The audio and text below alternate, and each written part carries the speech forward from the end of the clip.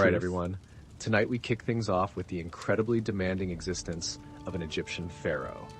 From wedding your sibling to guaranteeing the sun rises to perpetually testing your wine for toxins. So before you settle in, pause to hit like and subscribe, but only if you genuinely appreciate my content. Drop a comment letting me know your location and current time. It's always intriguing to see the global audience tuning in. Now, lower the lights. Maybe switch on a fan for that gentle background drone. Let's gently immerse ourselves in tonight's journey. You've just arrived into the most potent role on the planet, and you're already falling short. While other infants get to wail, belch, and create chaos, you're being wrapped in ritual linen, examined by priests, and proclaimed the living incarnation of Horus, deity of kingship.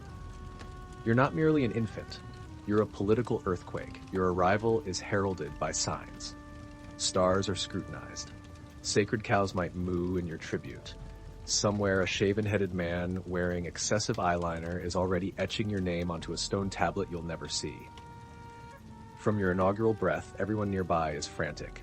Not because you're delicate, but because you're the next divine ruler. Meaning if you even cough, the court astrologer might announce a national emergency. Childhood? Forget it. You don't get playthings. You get ceremonial scepters you're forbidden to gnaw on. You don't get lullabies. You get hymns composed in your honor, chanted by elderly priests smelling of frankincense and sorrow. Your crib is likely a gold-plated edifice, chillier than the Nile in February. You're encircled by caregivers, tasked with preventing your demise, divine disappointment, or any udding effect like crawling. You are bottle-fed political pressures. Your first words are likely scripted. And if you attempt to play with your cousin, someone murmurs, "He's fourth in line. Best watch him." Even before walking, you're being prepared to reign. Royal advisors are already scheming your education, your image, and likely your eventual spouse, who, spoiler, will share your surname and facial structure. And recall, you're raised believing you are godly. That's literal. You're expected to internalize from infancy that the sun ascends for you, which seems sweet until realizing the entire realm will fault you if it doesn't. If you imagine divine birth meant perks like skipping lessons or feeding ducks by the Nile, reconsider. As a young pharaoh in training, your schedule makes modern CEOs seem underemployed. Your day dawns early, like stars still out, priests already chanting early. You are awakened not by a gentle nanny, but by a steward bearing a golden tablet listing today's duties. And no, nap isn't on it. First lesson, deciphering hieroglyphs. These aren't normal letters. They're miniature pictures of birds, eyes, and upside-down bread loaves, forming entire state decrees. One wrong doodle, and you've accidentally doomed someone to eternal suffering. Then religious instruction. You're quizzed on divine names, cucumber blessing rituals, and blinking frequency during offerings. Mess up, and a priest glares like you sneezed on Ra himself. You also learn math, not for taxes, but for monument construction. You're taught geometry not for enjoyment, but because someday, someone will ask how to stack 2.3 million limestone blocks into a flawless pyramid without inventing a leaning tower. Oh, and public speaking. You'll address crowds believing you control the weather. No improvising when your words might be divine command. Say the wrong thing and grain prices plummet. Next, military strategy. You're 10. You've never thrown a rock aggressively, yet now must grasp battle formations, river crossings, and casually mention smiting Nubians in conversation. Philosophy? Nope. Instead, you're taught to uphold Ma'at, the sacred cosmic balance. Poetic until realizing it means ensuring crops thrive, rebels stay quiet, and no one insults deities during flood season. All this under tutors who are teachers, spies, and anxiety attacks rolled into one. By day's end, your head is crammed with symbols, timetables, holy laws, and sufficient political paranoia for insomnia. In most childhoods, friends share snacks, toys, and mutual homework avoidance. But as future pharaoh, your friends resemble potential foes in linen tunics. Every child you engage with is a political variable. That cheerful boy racing you through palace gardens, high priest's son. The board game champion, general's nephew. The girl you actually enjoy talking to, already betrothed to your cousin for dynasty stability. You're not surrounded by friends. You're encircled by titled individuals with bloodlines and nervous-looking parents. Everyone behaves solely because you're deemed sacred and their futures hinge on your favor. That's not friendship. That's networking. Even your tutors report on your conduct. Did you display independence? Good and threatening. Did you question rituals? Bad and potentially heretical. Did you ask your cousin to stop staring at lunch? Alarming and definitely recorded. Privacy? Non-existent. Sneaking off for fun is suspicious. Disappear for 10 minutes and the palace guard is alerted. You're divine. Wandering unattended like a common goat is forbidden. Heaven help you if you show favoritism. Invite one child to play sonnet, and 3 others compose angry pictogram letters. Compliment a noble's daughter and rumors fly you've chosen your queen at 9. So what do? You become guarded, polite, politically neutral. You master the art of laughing insincerely and complimenting tunics you secretly despise. You learn to make every friendship seem equal because if slighted, their family might conspire against you by breakfast. This is the royal no new friends. Not from lack of desire, but because anyone might become your assassin, rival, or worst, your brother-in-law.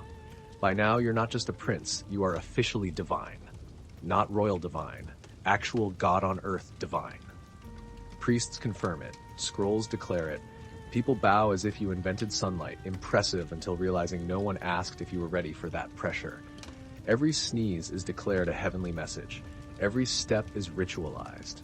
Every mistake must be explained without implying the gods are clumsy. But here's the catch. While everyone calls you Horus on earth, you still stub toes, get pimples, and suffer stomachaches from too many figs. Divine, perhaps, but not immune to indigestion. The contradiction is staggering. Taught you're omnipotent, yet you can't leave the palace without guards, 3 priests, and a chariot procession. You supposedly control Nile floods, but trip over a cat, and whispers of bad omens start. You're also expected to maintain Ma'at, the cosmos' divine balance. Poetic until realizing you're personally blamed for droughts, riots, or mediocre harvests. And rituals, constant, draining rituals. You must speak sacred phrases, eat sanctified food, participate in ceremonies where you pretend to defeat evil with props and heavy gold objects while sweating in linen. Privately, you might feel doubt, even boredom. But admitting, I'm unsure I'm a god, risks theological meltdown or replacement by a confident cousin. So you smile, bless statues, wave from balconies, quietly wondering how many prior gods secretly hated this job. The truth? Being a god wasn't freeing. It was a full-time performance with eternal stakes. You were expected to be flawless, mystical, celestial. Even on days all you craved was a peaceful pomegranate. No one warns you that the higher they elevate you, the lonelier the peak of divine expectation becomes. Puberty arrives, your voice cracks, your body shifts. Just when awkwardness peaks, advisors slide in with a scroll and a grin announcing, time to pick a wife. Preferably your sister. Yes, your sister. In the noble tradition of pure bloodlines, meaning genetically dicey, you're expected to wed a close relative. Your aunt, half-sister, cousin, all viable options per dynasty politics and 0 genetic counseling. Romance? Irrelevant. Preference? Not part of the ceremony. This is optics. You're divine. She's divine. Nothing screams divine legitimacy like holding hands at your wedding with someone who shared your wet nurse. Meanwhile, the palace buzzes. Courtiers debate which relative is least related, like a divine riddle. Priests rejoice. The bloodline stays heavenly. Servants place bets. You try pretending this is normal. It gets better because it's not just marriage. It's about, heirs. Fast. You're barely past your first chin hair, yet pressured to produce a mini pharaoh to continue the line. No pressure, kid. Just all Egypt relying on your awkward teenage hormones. Amidst this, you must stay calm, composed, ceremonial, because you're not just a husband. You're a symbol of order, fertility, and divine cosmic power, especially during rituals parading with your new bride, who, reminder, might also be your niece. Privately, you might feel disgust, confusion, or urge to flee into the desert, screaming into a dune. Expressing that would seem unstable, so you nod, smile, attend the banquet, marry your sister, convincing yourself it's for Egypt's sake. What's a little inbreeding when Egypt's fate depends on a suitably divine heir who might have 3 elbows? This is royal puberty, sponsored by genetics, politics, and denial. The only thing more twisted than the family tree is pretending it's all divinely ordained. You're finally crowned pharaoh. Time for glory? Not quite. First, they glue a fake beard to your chin with beeswax and strap a cobra to your forehead. Congrats. You now resemble a worried statue with back pain. The crown? not a light accessory. Solid, often dual-layered, made of leather, linen, sometimes actual metal. You're wearing symbolism, heavy, sweaty symbolism, standing for hours under the sun while priests chant about the universe depending on your posture. The double crown is key, merging Lower Egypt's red crown with Upper Egypt's white, signifying you rule everything. Beautiful in theory, terrible for your neck. Feels like balancing two helmets and a houseplant on your skull. Then ceremonial outfits. Long white kilts, leopard skin sashes, golden breastplates, all to awe gods and overwhelm your joints. Linen clings awkwardly, gold doesn't breathe, fidgeting is forbidden even if a bug crawls up your shin. Sandals? Forget comfort. Decorative papyrus flip-flops offering no arch support, constantly reminding you style trumped circulation. None of this is optional, you must look divine. Not chariot comfortable. Divine. Sculpted into eternal godhood. Divine. Even sweating buckets, chafing in gold, desperately avoiding fainting into the Nile. Every outfit, every color, every awkwardly placed feather has cosmic implications. Wrong symbol offends a god. Wrong color signals instability. Wrong hemline might accidentally summon famine. No pressure. You're part of a centuries-old divine fashion statement designed for gods, not flexibility or airflow. The only thing more exhausting than ruling Egypt is doing it in 30 pounds of spiritual pageantry, pretending none of it itches. Your golden throne isn't ergonomic. The only thing heavier than the head crown is the expectation you wear it like you enjoy it. Being Pharaoh meant limitless power and limitless blame. Worshipped as a living god, sure, but the instant trouble brewed, the kingdom glared as if you personally unplugged the Nile. Too much rain? Clearly, Pharaoh is unbalanced. Too little, God's punishing Pharaoh. Crops fail, your fault too. Someone stubs a toe on a temple step, likely because you angered Bastet sneezing wrong last ritual. You were head of state, head of religion, head of cosmic maintenance. If the sun didn't rise properly, people didn't blame weather. They assumed you forgot to pray hard enough. Your job, keep the universe smooth. You had no clue how. Divine status meant admitting ignorance wasn't an option. I don't know why there's a frog plague wasn't valid. You pretended you had a plan or invented a ritual on the spot. Even your dreams were public. A bad dream? Court astrologers gathered, scribbled furiously, likely declaring a new temple needed immediately to protect Egypt from your subconscious. Headache? National omen. Slept late? Scribe notes possible apocalyptic imbalance. One extra sneeze and a goat got sacrificed. If things worsened, famine, uprising, plague, sandstorm, crocodile incident, people didn't say, nature's wild. They said, Pharaoh must be weak. Or worse, maybe gods want a new Pharaoh. So you paraded draped in gold, surrounded by incense, flanked by guards, quietly wondering if citizens were building a statue or digging your tomb. The Pharaoh's role wasn't just ruling the land. It was absorbing blame for every mosquito bite, muddy riverbank, or undercooked goose. Being divine meant no simple mistakes. Your job wasn't just to lead. It was to be perfect and take the fall for cosmic hiccups. Being Pharaoh meant early mornings. Your wake-up call wasn't gentle. Involved ritual chants, burning incense, perfumed priests quietly judging your posture. Normal people start with coffee. You start ritually purified with water from a sacred pool, likely colder than the afterlife. Straight to wardrobe. Not for fun, but because your linen needed blessing, pre-folding, likely ironed with moonlight. Barely awake, already wearing 30 layers and a falcon-shaped chest plate. Next, the ritual cycle. Enter temple. Priest unrolls a crocodile-length scroll. Perform sacred gestures perfectly. Hand here, nod there, smirk at statue, chant a god's name unstudied since childhood. Forget mistakes. One wrong syllable, blame for Nile drying, cattle dying, moon looking undivine. Everything perfect to maintain ma'at, the popularity. Even your cupbearer was suspiciously enthusiastic, wanting you to notice the drinks weren't poisoned. Extended royal family? Tangled mess of half-brothers, uncles, Ramesses definitely coveting your sandals. These weren't relatives. They were succession candidates. Every hallway chat could be an ambush, every banquet a potential last supper. Couldn't relax without wondering if the decorative cobra on your chair was just decorative. Paranoia was justified. Assassination was practically an Egyptian sport. Sudden death often called a divine mystery, meaning creative date wine and scorpion venom. Habits developed.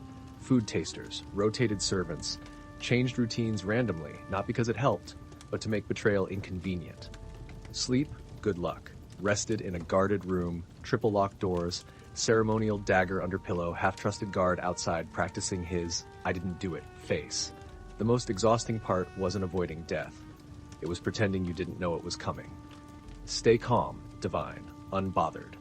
Showing fear meant weakness. Weakness meant opportunity. Every glance, handshake, well-timed compliment could be part of someone's rise to your throne. Trust the wrong person? Politics wouldn't be your problem anymore. Pharaoh wasn't about ruling, it was surviving a palace of daytime bowers and nighttime knife sharpeners. As Pharaoh, you were expected to be many things: divine, wise, unshakably composed, incredibly photogenic in 40-degree Celsius heat wearing gold plate and a non-collapsing smile. Egyptian public life was ceremony. Long, elaborate processions through streets packed with people loving, fearing, or there for free bread. Stood in chariots waving like a deity on parade, secretly wondering if fainting was a bad omen. Outfits didn't help. Decked in elaborate robes, glinting jewelry, symbolic scepters, ceremonial headdress trapping heat like a portable oven. Linens stuck where linen shouldn't. Sandals squished like stuffed with soggy papyrus. Stood through hours of rituals, blessing sacred cows, cutting ceremonial ribbons with a gold knife, accepting unwanted offerings from untrusted nobles. Smiled, nodded, muttered, "May the gods bless you," while internally expiring. The sun didn't care you were a god. It beat down like divine judgment. Makeup ran. Incense choked. Every eye watched, expecting perfection, not heat stroke in a leopard skin sash. Falter? Look tired, annoyed, slightly human? Rumors start. Pharaoh displeased. Pharaoh weak. Heavens shaking. Miss one ceremonial goose blessing. Whispers of drought. Festivals? More work. Attend banquets where you couldn't eat, dances where you couldn't move, religious plays where you played yourself sans lines. Not celebration. Theater where you starred every time. Limped back to the palace drenched in sweat and divinity, wondering how many more statues to bless before the gods granted a nap. Being Pharaoh publicly meant constantly pretending spiritual profundity while slowly roasting like a ceremonial duck on display. On the surface, Pharaoh, Horus on earth, lord of the two lands. But behind that glitter stood a mightier force: the priests. Temples weren't just prayer sites. They were banks, farms, schools, libraries, tax offices, ancient data centers. Priesthood controlled grain, land, gold, public opinion, metaphysical guilt. While you wore the crown, they held the ledgers. Every temple was a kingdom within your kingdom. Its high priest, its CEO. Not harmless hymn-hummers, political tacticians in robes, fluent in astrology, bookkeeping, subtle blackmail. They managed gods, festivals, omens, crucially, your image. Sneeze on a feast day interpreted as divine disapproval. Wrong color sash, raw sad, barley riot start. Yet you needed them. Without priests, your divinity could vanish overnight. One new prophecy carved on a wall, poof, gods chose another. Worse, temples were tax-exempt, hoarded wealth with holy immunity. Your treasury struggled unless waging war, selling grain, or shaking down caravans. Priests had golden jackal statues with better retirement than generals. Worst part? They pretended to serve you. "We live only to uphold your divine will," they'd say, while quietly diverting resources, managing spies, advising enemies to try prayer and treason. You were the figurehead, sunlit symbol, living God. They were the committee deciding how godly you were allowed this week. Mess with temples, nation rebels. Obey temples, slowly become their mascot. Power struggle with incense and passive aggression. The longer you reigned, the more you realized gods might live in heavens, but their accountants lived at Karnak. In most families, drama means forgotten birthdays or dinner snipes. In yours, conspiracy, palace coups, occasional accidental crocodile pit incident. Pharaoh's biggest threat wasn't foreign armies, it was your own blood. Raised in a palace full of siblings, cousins, uncles, half-uncles, all believing they should sit on your throne. Some ambitious, some delusional, all dangerous. Succession? Nightmare. Egypt lacked firstborn gets all, more like whoever survives most assassinations and gets priestly approval wins. Half the court guessed which son might be next pharaoh. The other half ensured it wasn't the wrong one. Your children groomed like racehorses, each with factions, tutors, spies, mothers whispering bedtime tales about gods favoring the handsomest heir. Subtle. Brothers and uncles weren't royal background. Each had a general on speed dial and disturbing familiarity with accidental staircase tumbles. Queens? Plural. Multiple wives, often under one roof, forming alliances and rivalries like political chess. One wrong glance at the wrong royal woman, suddenly kitchen staff quietly replaces your wine taster. Palace life was a beautiful, perfumed cage where everyone was family or future usurper. Funerals, drama. Every death suspicious, every illness potential poisoning, every cough temple gossip topic. Your burial wasn't safe. Tombs looted, names erased. Loyal son finishing your pyramid might start carving over your legacy, wanting a bigger one. Pharaoh meant those who knew you best most wanted you removed, politely, permanently. A royal forest full of snakes. After a life of rituals, paranoia, heat stroke, and family backstabbing, you finally die. You'd think you'd earned rest. But no. In Egypt, death didn't mean done. It meant becoming a full-time spiritual symbol and part-time horror movie prop. Embalming starts instantly. Internal organs removed, weighed, politely stuffed into canopic jars, each guarded by a funerary animal-headed deity like a post-mortem Pokemon team. Brain pulled out through your nose with a hook. Tradition, not uselessness. Stuffed with resin-soaked linens and natron salts until resembling a sacred raisin in fancy bandages. Your body a political relic wrapped tighter than palace tax scrolls. Next, coffins, plural, stuffed into increasingly ornate wooden boxes like divine nesting dolls, each covered in gold leaf, inscriptions, protective spells against rude afterlife ghosts. The showstopper? The tomb. Spent half your life and half Egypt's GDP constructing a mausoleum screaming immortality. Walls covered in instructions, prayers, awkwardly drawn images of you smiting enemies unlikely to bother you later. Unfortunately, your tomb also screamed, "Rob me!" Despite curses, guards, architectural tricks, most pharaohs' tombs looted within decades, sometimes hours, of sealing. While priests chanted prayers over your eternal spirit, local criminals sprinted off with your gold-plated footrest. Worst part? If your name is forgotten, tomb defaced, or mummy ends up in a museum gift shop 3,000 years later, you don't enjoy the afterlife. One bureaucratic oversight stuck haunting some poor archaeologist forever. King in life, museum bait, political currency, cautionary tale in death. And you haven't even reached the judgment hall yet. Marketed as divine, you spent much time in mortal danger. Pharaoh wasn't just building temples and posing. It meant personally leading armies. Grab war chariot, strap on bronze sword, go smite foreigners before breakfast. Generals planned. Scribes wrote propaganda.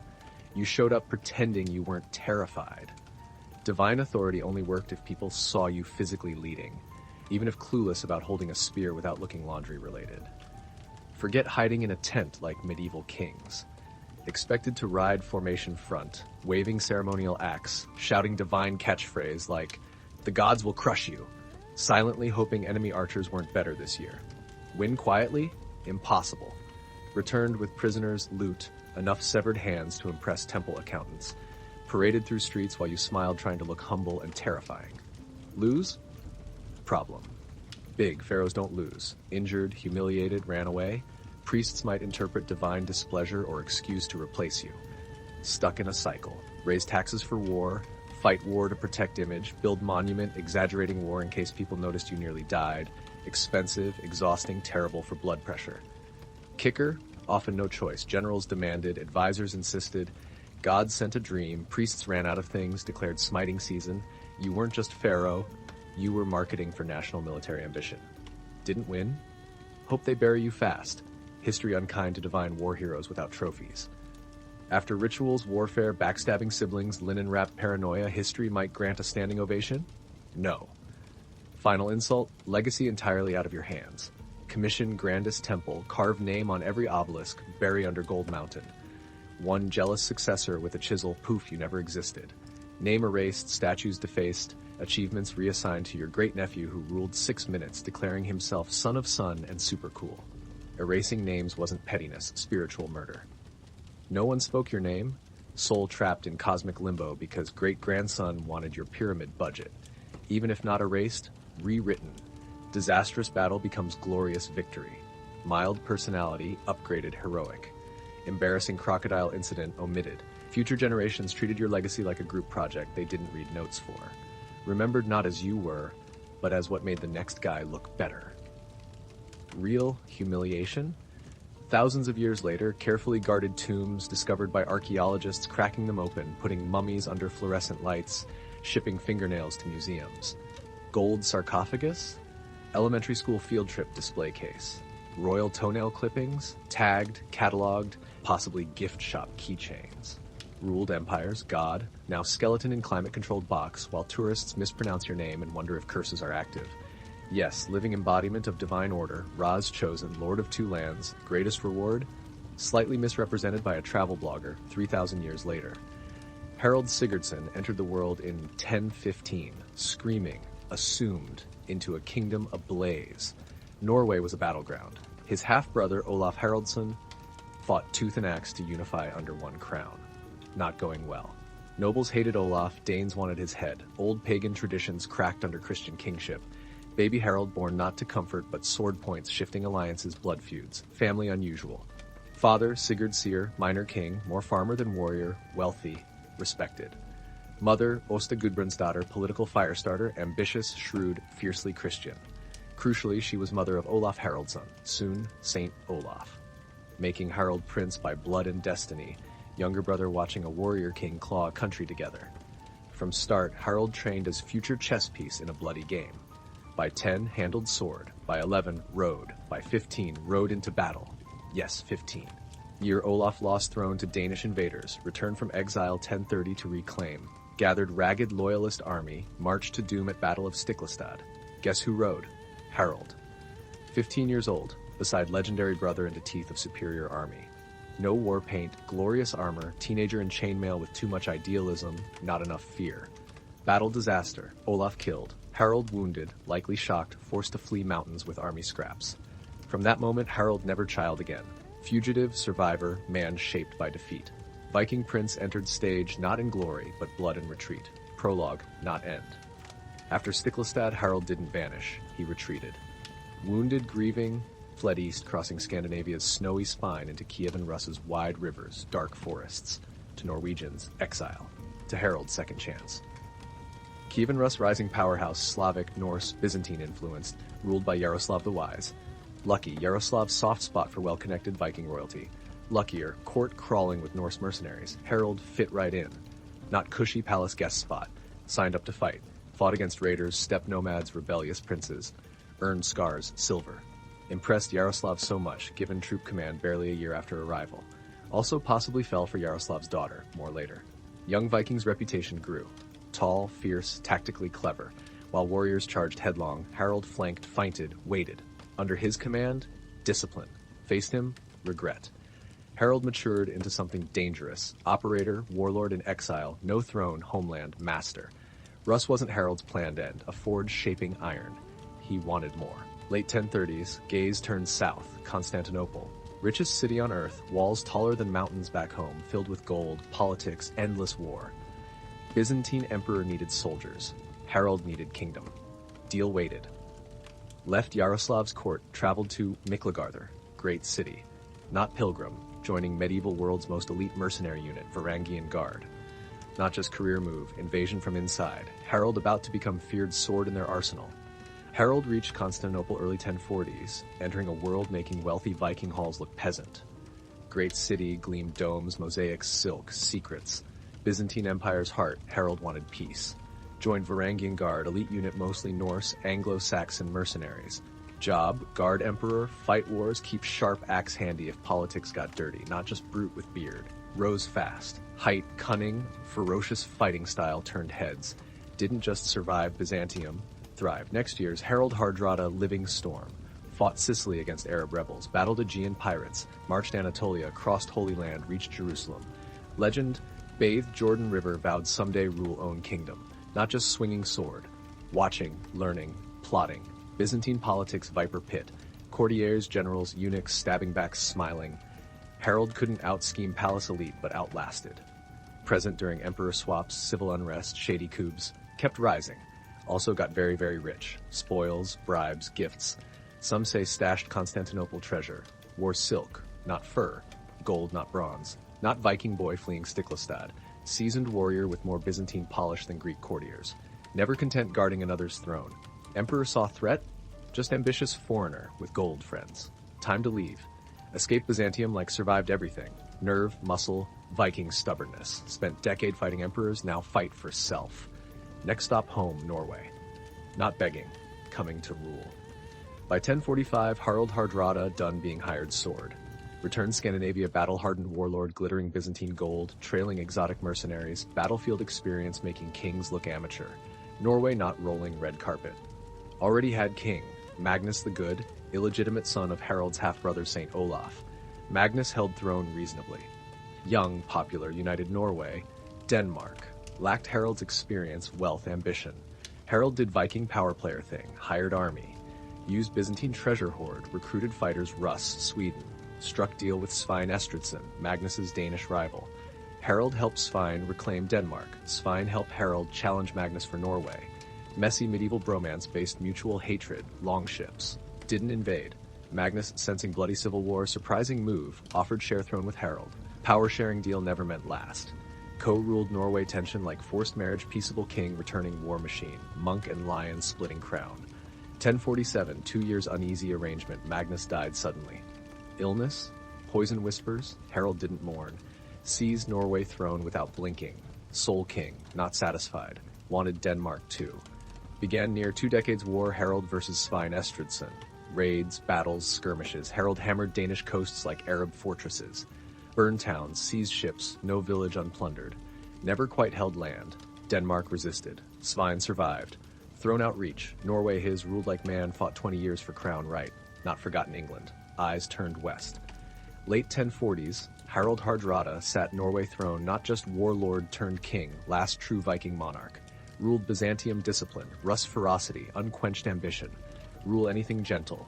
Raised taxes, centralized power, crushed dissent. Opposing nobles bent knee or vanished. Wealth maintained standing army, fleet, luxury for Norwegian kings. Built churches, minted coins, signaled Norway not northern backwater. Real kingdom with teeth. Harald's kingship, medieval realpolitik. Wanted loyalty only after obedience. Wanted peace on his terms. Local chieftain challenged, sent troops. Peasants protested taxes, met swords. Not tyrant, Viking royalty, imperial instincts. Norwegians didn't know what hit. Rain, not steel, fire. Man of culture. Wrote poetry, often self. Supported skalds immortalizing deeds. Maintained European trade routes. Re-established Byzantine contacts. Treasure stash. Never stopped warring Denmark. Every summer like clockwork, new raid, sailing Danish shores, torching villages, taunting Svein Estridsson, annual reminders score unsettled. Campaigns less conquest now. Pride. Harald couldn't let go, Svein refused die. Harald aged. Early 1060s, grooming son Olaf Kjær for throne. Expected rule decades, retire legend, die sleep gold, warriors. Then 1066, England exploded chaos. Edward Confessor died heirless, competing claims flooded. Harold, Grey Temple's sharp spear, saw last great chance. Wanted not Norway or Denmark, England. 1066, year turning kings, legends, or corpses. Harald Hardrada, nearing 50, built bear, rolled dice last time. Edward Confessor, England king, died childless, thrown up grabs. Harold Godwinson claimed, William Normandy prepared invade. From icy north Harold, why not? Half-baked claim through old deal, Danish king Nut once ruled England. Legally sensible? Not really. Viking logic, claim plus army equals throne, brought army. Allied Tostig Godwinson, bitter exiled brother English King Harold. Tostig promised English support, Harold promised steel. 300 longships, 10,000 plus warriors, sailed North Sea like ancestors, not raid, full-scale invasion. September 1066, landed near Humber, advanced toward York. English unprepared. Battle Fulford. Harold crushed hastily assembled Northern Earl's force. Northern England gates opened. York surrendered, old Viking magic back, confident. Not Byzantium politics, Denmark stalemates, raw conquest. Camp Stamford Bridge demanded regional hostages. Surprise, Harold Godwinson, English king, force marched army North London under week. Arrived Stamford Bridge September 25th, caught Harold's forces off guard. Many left armor behind, expecting negotiations, not battle. Brutal. Vikings fierce, outmaneuvered, outnumbered, unprepared.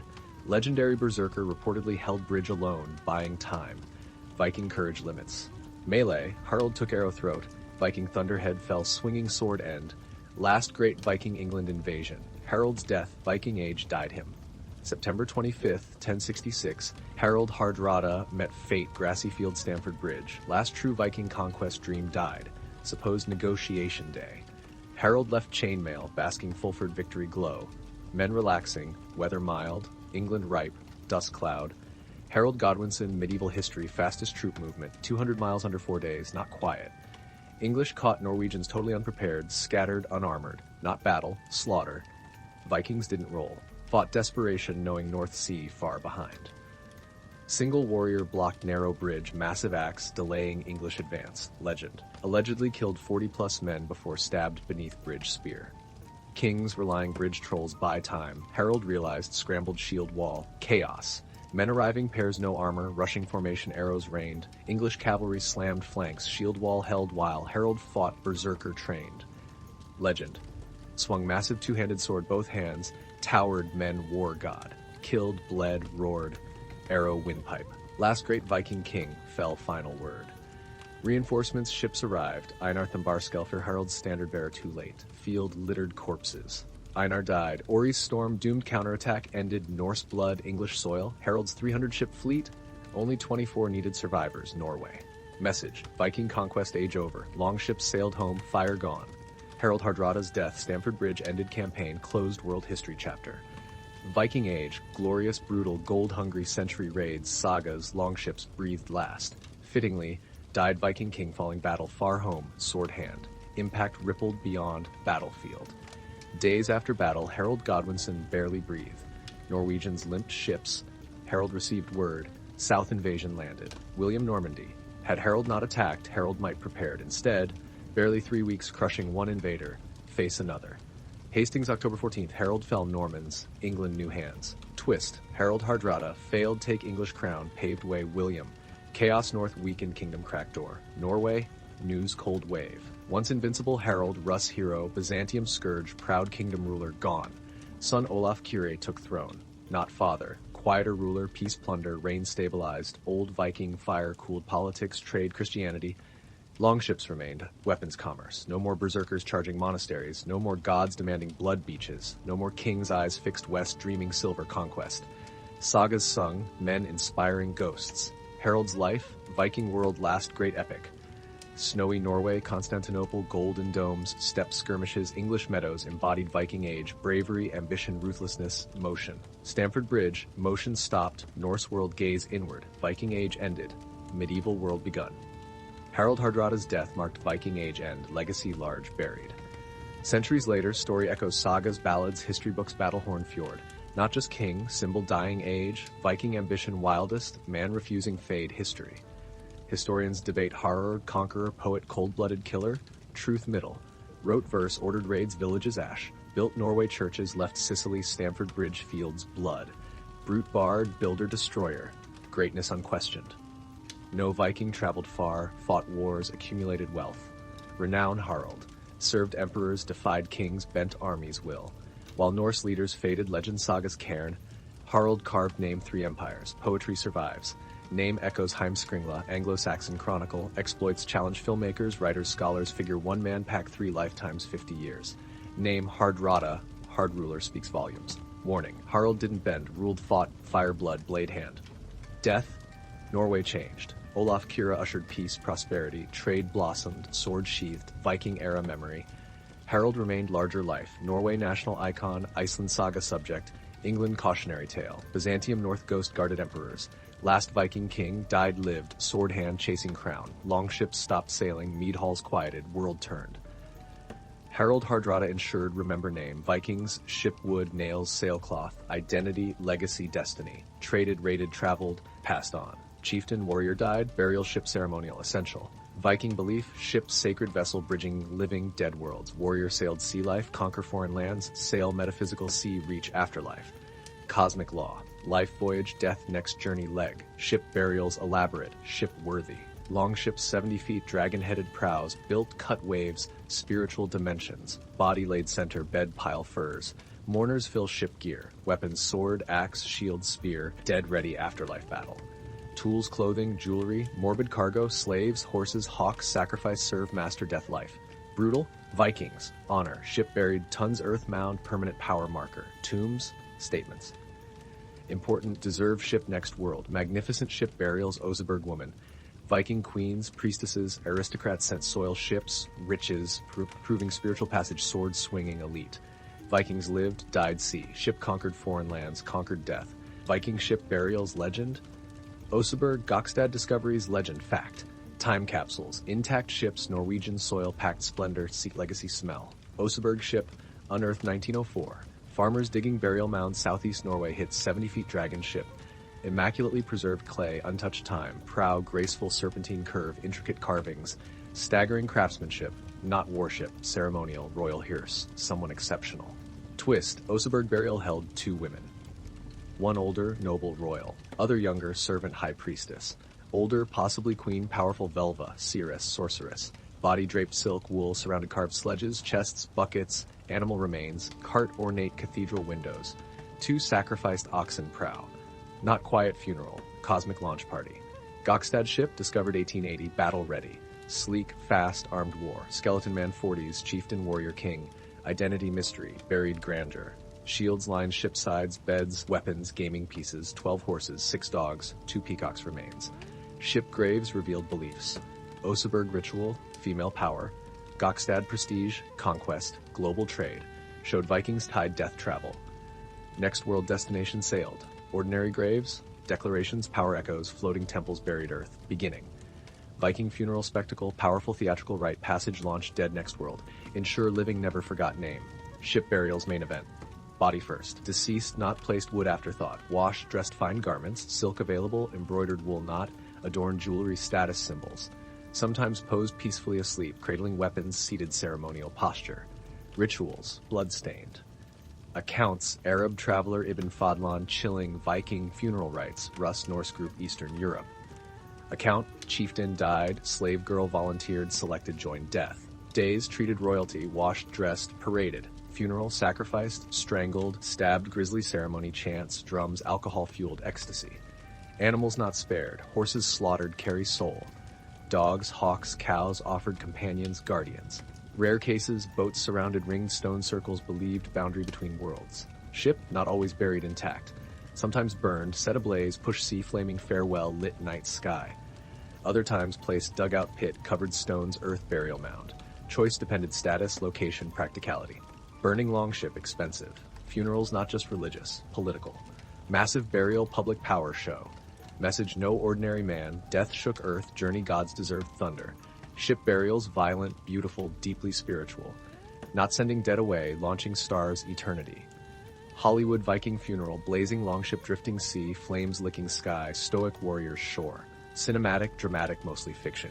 Truth, ship burials, burnings, far commoner archaeological record. Burial mounds, Oseberg, Gokstad, tunes show long ships carefully placed ground, loaded grave goods, covered soil stones. Not one size fits all, some massive, extravagant, simple, modest. Key, preservation. Ship destroyed, transformed tomb. Burning, fiery farewell, literary sources. Icelandic sagas, foreign eyewitnesses. Arab diplomat Ibn Fadlan described Rus funeral chieftain's ship burned body, sacrificial victims inside. Complicated. Maybe not full ship, symbolic structure shaped one. Possible ship burnings happened, regions burial unfeasible, fire symbolic weight. Cremation sea sense burial land limited, person meant join gods dramatically. Archaeologically, burned ship remains extremely rare. Idea burning ship important act itself. Fire sacred Norse, purified, transformed. Flaming ship spectacle, spiritual engine sending soul smoke gods above. Burial advantages, preserved legacy. Left physical monument, living return. Mound marker, earth memory. Mattered society honor, lineage, saga everything. Real? Both. Buried ships left history bones. Flaming, legend smoke. Forget stereotype, Viking women home weaving hearth. Death, life, Norse women commanded awe, fear, ceremony. Clearer Viking women ship burials, rivaling outshining male counterparts. Oseberg burial striking. Unearthed 1904, housed 2 women, lavish Viking ship found. Ship masterpiece. Sweeping curves, carved dragon heads, planks king. Not warrior grave, queens or Velva. Volva, seeress, sorceress, prophetess, walking world's line.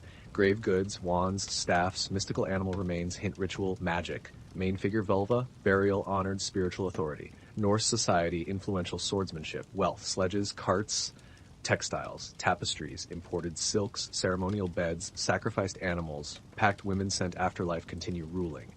Grave Scandinavia confirm pattern. Gausel queen, buried near Stavanger, laid gold jewelry, imported bronze vessels, fine riding gear. Grave radiated status. Ladby ship signs high status female interment. Scholar debate warrior graves, weapons, women.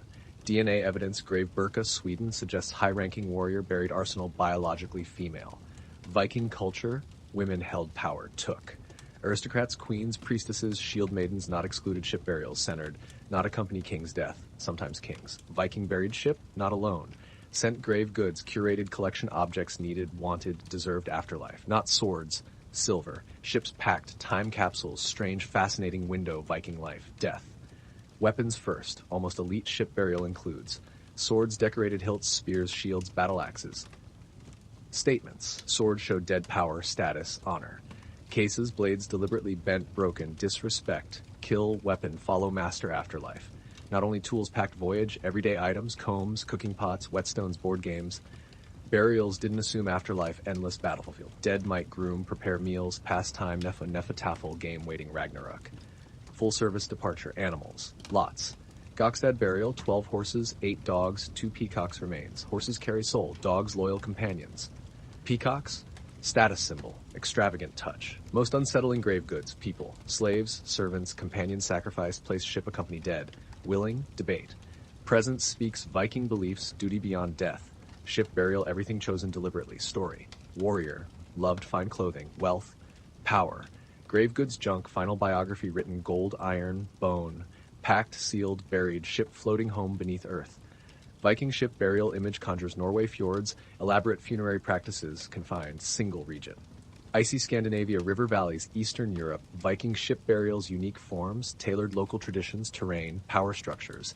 Norway homeland, famous ship burials, Oseberg, Gokstad. Grand mound-covered ships buried kings, queens, nobles. Rugged landscape, excellent preservation. Wood ships, grave goods survived centuries. Focus monumentality, large burial mounds, ships carved mythic imagery. Less hiding dead, displaying status living. Sweden, ship burials, slightly flavor. Sites Vendel, Valskerd, ships not always buried whole. Sometimes ship shape outlines stones, skeletal frame landscape. Stone ship settings, often cremation burials, ashes urns / scattered stone enclosure. Swedes embraced firestone hybrid, powerful symbolism, massive earthworks. Rus, Norse-descended warriors, traders settled river routes, modern Russia, Ukraine, Belarus. Detailed account, funerary customs. Ibn Fadlan witnessed dramatic ship burning Volga River. Archaeological evidence, full ship burials, East rarer, boat-shaped cremation mounds, grave goods, echo core values, journey, transition, spectacle. Denmark, evidence, ship burials, fragmentary. Marshy soils, unkind wood preservation, fewer ship graves survived.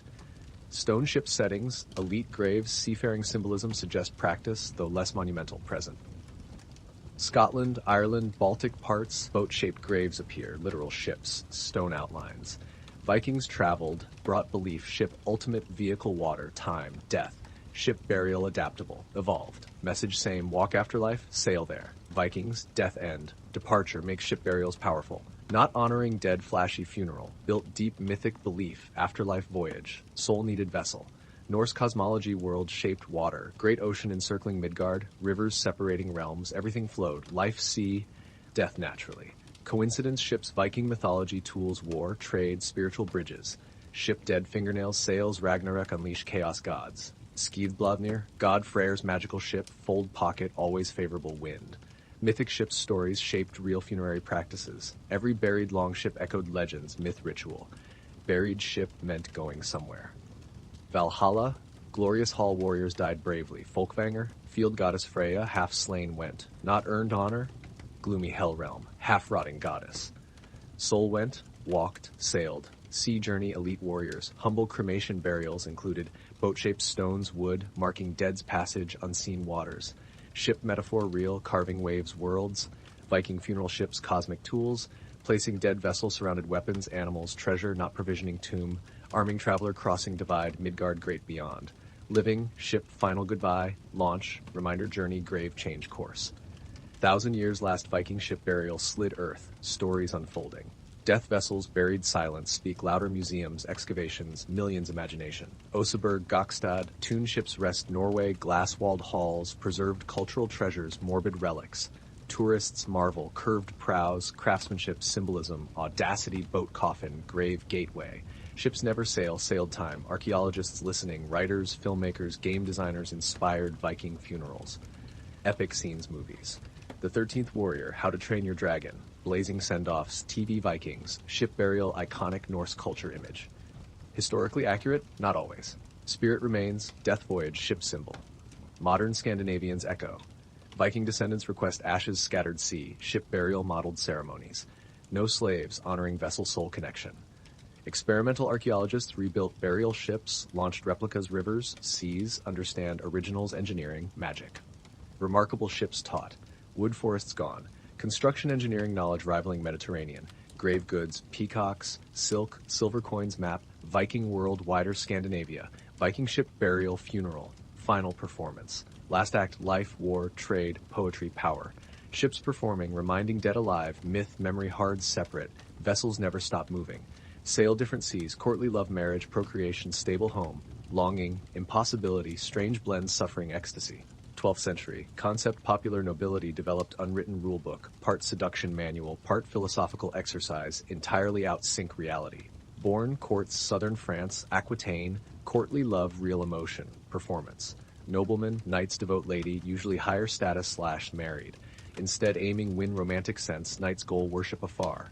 Compose poems, undertake dangerous quests, name, suffer gloriously silence. Emotional masochism armor. Real fantasy, courtly love reshaped medieval Europe thought, passion, power, gender. Love emotion. Code.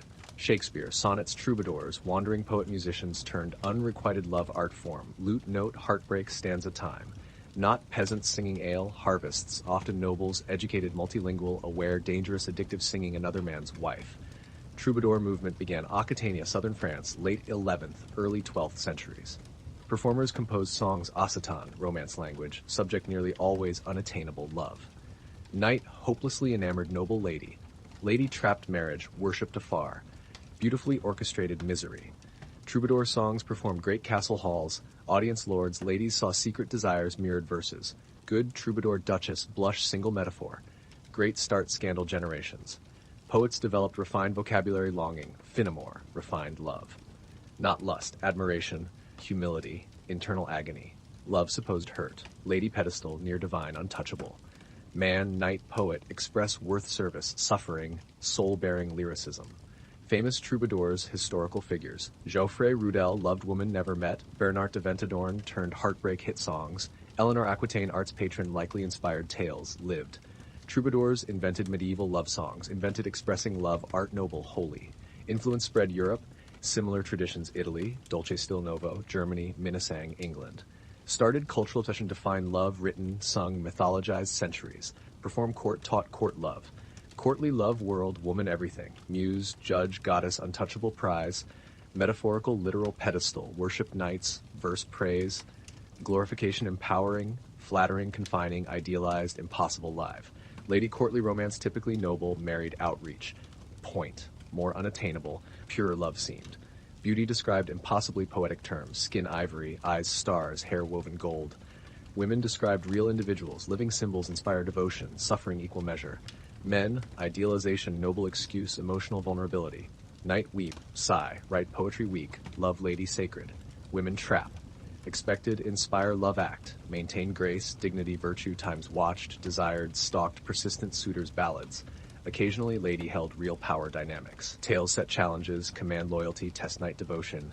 Power symbolic. Reality noble, women, limited freedom. Married alliances, status 15.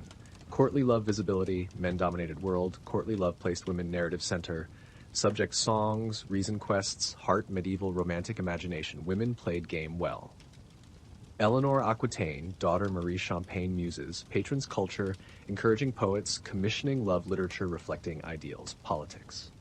Best courtly love partnership, distance, elevation, longing, lady adored, rarely known, fantasy crown, fantasies speak, chivalry practical battlefield code, loyalty lord, courage fire, mercy fallen, courtly love seeped armor, chivalry grew silk-lined interior, lance charge, oath, polished spur double love letter, knight fought king, kingdom, fought smile, rumor smile, distant lady, perfect courtly knight, three-tiered loyalties. First god, morning prayers, dawn patrols. Second, feudal lord, unquestioned service war, peace. Third lady, invisible beacon, guiding gesture. Warriors hoisted battle standards, courtly knight tied lady's token, ribbon, veil, sleeve, arm. Camouflage, public declaration, sword edge private agenda, tournaments blunt weapon training, transformed love theater, lists tilting field draped banners, each knight announced favor bore. Victorious tilt martial triumph, proved lover worthiness. Chroniclers record knights collapsing exhaustion, withdrawing risk, shame, appearing less devoted rivals. Devotion demanded self-discipline bordering asceticism. Manuals, Andreas Capellanus' De Amore, preached true lover humble, courteous, discreet. Guard reputation, fiercely life, endure jealous rivals' complaint, cruelest rule, rejoice service, love returned. Pain-proof sincerity. Velvet rhetoric lurked steel-clad reality. Castles, garrisons, roads, bandits, foreign crusades beckoned. Knights wrote poetry night, sharpened blades, dawn. Hand-tenderly penned rondo, severed helm, battle hours later. Medieval commentators' contradiction, paradox point. Greater contrast, brutality, tenderness, nobler night. Real hearts, complicated code. Secret tryst scandals erupted, reputations shattered, ideal tantalizing.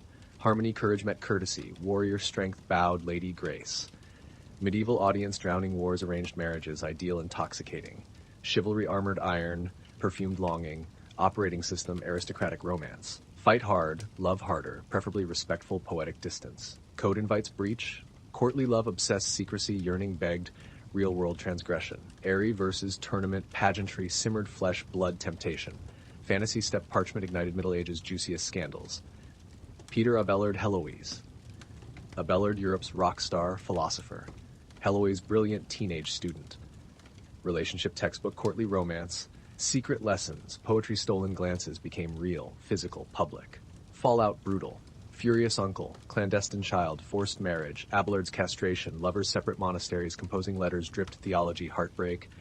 Courtly ideals promised ennobling devotion, reality mutilation, lifelong penance. High politics immune. Eleanor Aquitaine, doyenne, troubadour, culture, whispered, entertain, flirtations plenty. Notoriously Uncle Raymond Poitier's Second Crusade. True rumors poisoned marriage, Louis Sessef, reshaped Europe's map, married Henry Plantagenet. Love songs toppled thrones, royal daughters safe. Tour de Nestle affair 1314, 3 French princesses accused servants gossip, adulterous rendezvous, Parisian tower.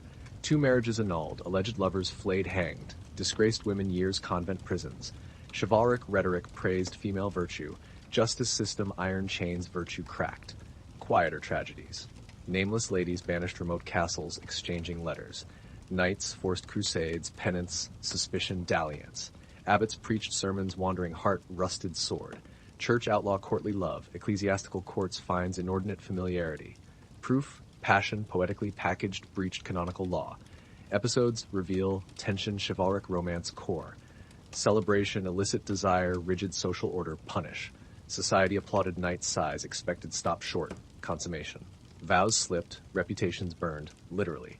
Dream refined devotion collided hard stone medieval power. Courtly love inspire poetry, wreck lives. Scandal sharpened allure, whispered liaison. Nothing fuels romance, promise ruin. Troubadours composed courtly love soundtrack. Medieval authors, big budget, cinematic universe. Late 12th century writers. Chrétien Troy, raw material, longing, secrecy, knightly angst, forged, blockbuster romances. Prose verse narratives, love subplot, engine destiny. King Arthur's court, fictional laboratory, chivalric dilemma. Lancelot, knight card. Chrétien unveiled ultimate courtly triangle, flawless Queen Guinevere, duty-bound husband Arthur, peerless, fatally smitten Sir Lancelot. Lancelot impossible feats, crosses sword bridge, defeats armies. Greatest trial emotional, loving woman, never claim. Chrétien packed Finamore rules, secret meetings, symbolic tokens, ruin threat, readers wild. Knights wanted Lancelot minus lifelong adultery headache. Arthurian romance, wildfire Europe, Germany, Wolfram Eschenbach's Parzival hero, spiritual maturation, inseparable respect, chaste love. England later poets stitched sprawling cycles, Vulgate cycle, post-Vulgate, Sir Thomas Malory's 15th century Le Morte d'Arthur, sealed Arthurian tragedy, Western canon. Love glory, love downfall, literary romance, plate armor. To 1230, Guillaume Loris began Romance Rose, allegorical dreamscape, beloved rose, locked walled garden, courtly virtues, humility, courtesy, pity, human form. 4 decades, Jean Mun continued, adding biting satire, mocked clerics, nobles, love code readers adored. Poem Middle Ages most owned bestseller, hundreds manuscripts, university halls debated. Moral handbook body parody? Yes. Texts entertain, standardized yearning language. Metaphors, love service, beloved shining light, jealousy, dungeon, cliches, bards, lovers, borrowed wholesale. Real courts, romances, etiquette manuals, bow, speak, flatter, despair correctly. Literary romance, sly double act. Celebrated troubadour, praised ideals. Bravery, love's sake, exposed contradictions. Fiction made, courtly love, grander life, truer truth, generations never met. Troubadour learned ache, impeccable style. Courtly love's perfume, heaven unnoticed. Troubadour refrains, castle walls, bishop smelled sulfur. Culture exalting adultery, emotional idolatry, carefully managed lust coexist. Christian fidelity, humility, teaching. Spoiler, couldn't wholly tug war. Preachers struck first. Early 13th century sermon collections. Jack Vitry's Exempla warned congregations, knights rode tournaments, ladies' ribbon returned damnation ticket. Dominican Stephen Bourbon labeled troubadours, vanity, peddlers, songs, corroded chastity, social order. Moralists coined amour désordonné, disordered love, separate marital affection, poetic fever, sweeping courts. Ecclesiastical courts, fines, penances.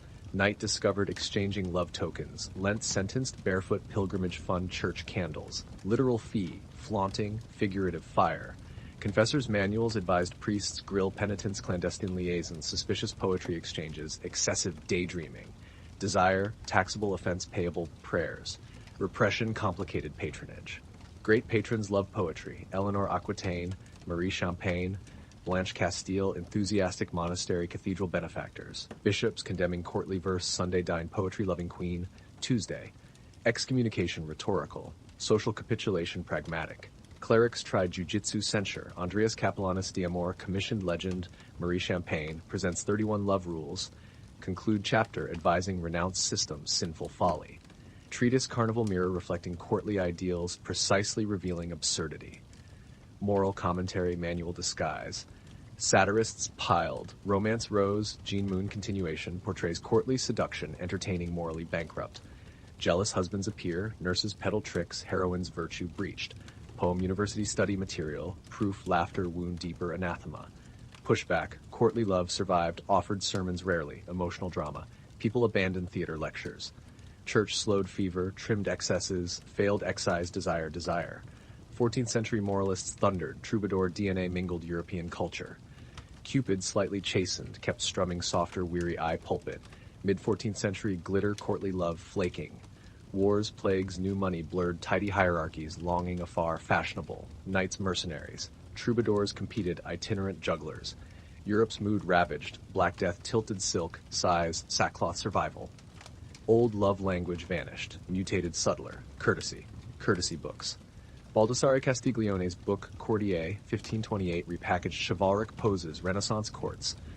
Polished courtier displayed sprezzatura, effortless grace, dancing, witty banter, lightly veiled admiration, polished chainmail, velvet doublets. Yearning remained, desperation gauche. Love game, rules swapped, chainmail, velvet doublets. Literature mirrored shift. Geoffrey Chaucer's Troilus Chryside, 1385, presents lovers trapped courtly ideals, brutal fate.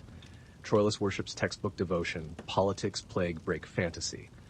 Later Canterbury Tales, Chaucer pokes fun knights, rhetoric outshines ethics, audiences pleasure parody. Printing presses amplified change. Hand-copied romances circulated elites, cheap chapbooks spread love templates, merchants artisans. Ballads Nut Brown Maid, Sir Aldingar condensed centuries, chivalric angst, compact, hum-along tragedies. Love talk, mass culture, less refined, democratic, earthy humor. Real politics, complicated flirtation. France, Burgundy courts, love, mock tribunals, ladies judged, amorous disputes, faded central monarchies, wary aristocrats, romantic pageantry, forged cliques. Kings preferred loyalty, oaths, love odes. Vestiges endured. Tournaments awarded ladies' favors. Young nobles learned lute chords, serenade, balconies. Heraldry manuals, knight bear heart, flame shield, maiden's honor. Emerging Valentine's Day poetry, first recorded 15th century, echoed courtly vocabulary, service, secrecy, sweet pain. Courtly love truly died. Shed armor, slipped silk, strolled Renaissance refined etiquette. Ennobling desire, dream intoxicating abandon. Europe rewrote script, softened tragedies, sold tropes, social stratum. Love ritual, stage sets changed. Courtly love, faded social practice. DNA threads, Western romance, gilt ink vellum. Renaissance traded chainmail satin. Petrarch sonneteers recast unattainable Lady Laura. Shakespeare turned trope inside Juliet. Equal partner, love-struck Romeo. Suffering silence ideal morphed grand gesture. balcony speeches, secret letters, Rose's moonlit windows, medieval rituals, Elizabethan costume. Enlightenment mocked chivalric excess, prized sensibility, sweet ache, unspoken longing. Jane Austen's heroines scoff knights. Darcy's silent devotion, Elizabeth echoes Lancelot's mute adoration, tempered moral accountability, mutual respect. Romantic poets cranked Pathos 11. Byron's She Walks Beauty, Feel Home recited 12th century Duchess. Victorian etiquette manuals re-weaponized courtesy. Calling cards, chaperone dances, language flowers, owed debts, medieval symbolism. Tokens signifying devotion, maintaining fiction restraint. Industrial city replaced castle. Love required choreography. Society judged lovers coded signals mastery. Cinema inherited pageant. Silent film swashbucklers wooed damsels, swordplay, soulful stares. Hollywood's golden age polished archetype tuxedos, ballroom gowns. Rom-com hinges single kiss 90 minutes. Tension reenacts courtly love premise. Anticipation, sweeter consummation. Superhero sagas flame alive. Spider-Man swinging skyscrapers leave Rose Mary Jane. Battlefield changed. Devotion. Digital culture paradoxically revives medieval distance. Online fandoms idolize celebrities never meet. Composing fanfiction troubadours composed cansos. Emoji hearts reaction gifs replace loot chords. Dynamic identical, exalted beloved, yearning admirer, endless scroll unfulfilled desire. Shipping wars mirror tournaments minus lances. Critics call patterns artificial, toxic. Can. Courtly love, balanced obsession, edge. Endurance proves humans crave narrative frameworks, passion. Rules, quests, symbols, drama say want realistic love. Ticket sales suggest otherwise. Dream persists, flatters emotion.